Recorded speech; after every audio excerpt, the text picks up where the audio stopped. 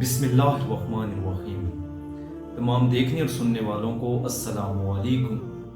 میں امید کرتا ہوں کہ آپ سب خیر و عافیت سے ہوں گے اور ایک اچھی زندگی گزار رہے ہوں گے۔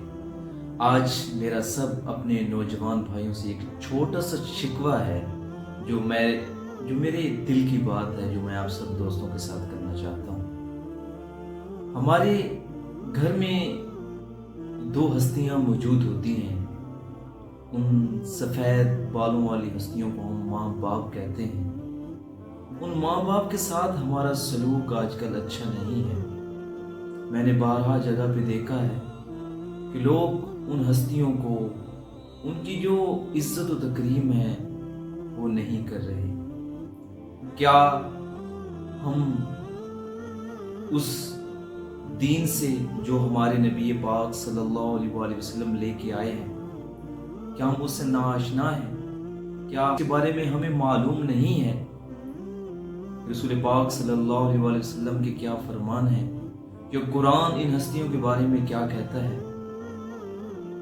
قرآن کہتا ہے کہ جب تمہارے والدین میں سے دونوں میں سے ایک بڑھاپے کو بھی پہنچ جائیں تو ان کو اف تک نہ کہیں۔ اگر دونوں زندہ اور جاوید ہیں، یہ اللہ تعالیٰ کی آپ کے اوپر بہت بڑی رحمت اور نعمت ہے۔ اگر دونوں میں سے ایک فوت ہو جائے اور ایک آپ کے پاس ہو تو اس کی خدمت اور اس سے محبت اور اس کی عزت و تکریم کر کے آپ جنت حاصل کر سکتے ہیں۔ اسی بارے میں ایک چھوٹا سا واقعہ آپ سب دوستوں گوش گزار کرنا چاہوں گا۔ ایک مرتبہ ایک نوجوان رسول پاک صلی اللہ علیہ وآلہ وسلم کے پاس آتا ہے اور گلہ کرتا ہے کہ میرا باپ میرا مال بغیر پوچھے بغیر اجازت کے لے لیتا ہے۔ اس نوجوان کے گلہ کرنے پر آپ صلی اللہ علیہ وآلہ وسلم نے اپنے ایک صحابی کو اس کے باپ کے پاس بھیجا اور بلوایا کہ میرے پاس تمہارے بارے میں شکایت ہے۔ تو صحابی اس بندے کو لے کر آپ صلی اللہ علیہ وآلہ وسلم کے پاس پہنچا تو آپ صلی اللہ علیہ وآلہ وسلم کو اس سے پہلے ایک رات خواب میں جبرائیل امین آئے اور کہنے لگے کہ اے اللہ کے رسول، آج جو نوجوان آیا تھا اس کے باپ کے دل میں کچھ اشعار آئے ہیں، تو آپ نے اس کا مقدمہ سننے سے پہلے ان اشعار کو ضرور سننا ہے۔ تو آپ صلی اللہ علیہ وآلہ وسلم کے سامنے جب وہ بوڑھا شخص آیا تو آپ صلی اللہ علیہ وآلہ وسلم نے فرمایا کہ سب سے پہلے ان اشعار کے بارے میں بتاؤ جو تم نے اپنے دل میں سوچے تھے۔ اس بوڑھے شخص کو بڑا تعجب ہوا اور کہنے لگے کہ بے شک آپ ہی اللہ کے آخری رسول ہیں۔ اس کے بعد بوڑھے شخص نے اپنے اشعار جن کا میں مفہوم آپ سب کو بتانا چاہوں گا، اس شخص نے کہا کہ اے اللہ کے رسول، مجھ میں جوانی تھی، میری ہڈیاں مضبوط تھیں، میں کام پہ جاتا تھا، میرے پاس بہت سارا مال تھا اور میرا یہ بیٹا معصوم تھا، چھوٹا تھا، اس کے پاس کچھ نہیں تھا۔ میں نے کبھی اسے نہیں روکا کہ یہ میرا مال لے لے، میں نے اس کی ہر ضرورت کو پورا کیا۔ یہ بیمار ہوتا تھا تو میں راتوں کو جاگ کر اس کی تیمارداری کیا کرتا تھا۔ جب اس کو میری ضرورت تھی تو میں ہر وقت اس کے پاس رہتا تھا، ہر وقت اس کو میسر رہتا تھا۔ اب میں بوڑھا ہو گیا ہوں، میری ہڈیاں کمزور ہو گئی ہیں، میرے بازو میرے ہاتھ کام نہیں کرتے، میری نظر کام نہیں کرتی۔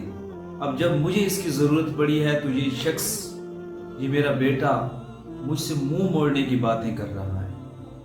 اے اللہ کے رسول، مجھے اس کی مال کی ضرورت پڑی ہے تو یہ اپنا مال مجھ سے اچھا کرتا ہے۔ تو رسول پاک صلی اللہ علیہ وآلہ وسلم نے جب اس بوڑھے کے یہ اشعار سنے تو میرے نبی کی آنکھیں اکشبار تھیں، میرے نبی رو رہے تھے اور آپ صلی اللہ علیہ وآلہ وسلم کی داڑھی مبارک آنسوؤں سے تر ہو گئی۔ رسول پاک صلی اللہ علیہ وآلہ وسلم نے اس بھٹکے ہوئے نوجوان کی طرف دیکھا اور کہا کہ اے نوجوان، تم اور تمہارا یہ سب کچھ تمہارے باپ کے ہیں اور یہاں سے دفع ہو جاؤ، میری نظروں سے دور ہو جاؤ۔ تو والدین کی خدمت اور احترام یہ ہے۔ خدا را اپنے والدین سے منہ موڑ کر اپنی جنت کو ٹھوکر نہ مارے، اپنے والدین کی خدمت کیا کریں، ہر حال میں ہر وقت اپنے آپ کو ان کے سامنے ایسے پیش کریں جیسے وہ بادشاہ ہیں اور آپ ان کے غلام ہیں۔ والدین کہ جوتے سیدھے کر کے ان کو پہنایا کریں۔ والدین بزرگ ہیں تو ان کو نہلایا کریں۔ والدین اگر چل نہیں سکتے تو ان کی ٹانگیں بنا کریں، ان کو کندھا دیا کریں، ان کے دوست بن کے رہیں، ان کے ساتھ محبت، شفقت اور پیار سے رہیں۔